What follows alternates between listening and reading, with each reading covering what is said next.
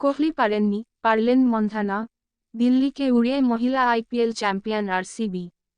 Video শুরু করার আগে আমাদের চ্যানেলটি সাবস্ক্রাইব করে, ভিডিওটিতে লাইক শেয়ার কমেন্ট করে আমাদের সাথেই থাকুন। আইপিএলের ইতিহাসের দীর্ঘ ১৬টা বছর কেটে গিয়েছে, কিন্তু ট্রফি অধরাই রয়্যাল চ্যালেঞ্জার্স ব্যাঙ্গালোরের।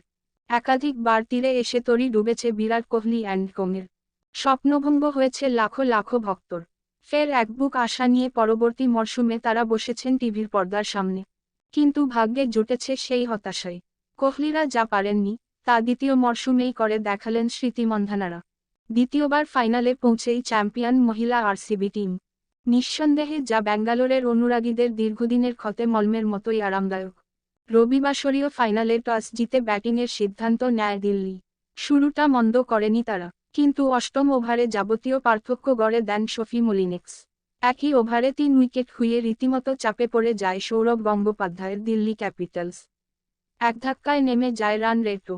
এরপর শ্রেয়াঙ্কা পাতিলের ঝোড়ো বোলিংয়ে কার্যত তছনছ হয়ে যায় প্রতিপক্ষ। ১২ রান দিয়ে ৩টি উইকেট তুলে নেন তিনি। জোড়া উইকেট পকেটে পড়েন আশা শোভানা।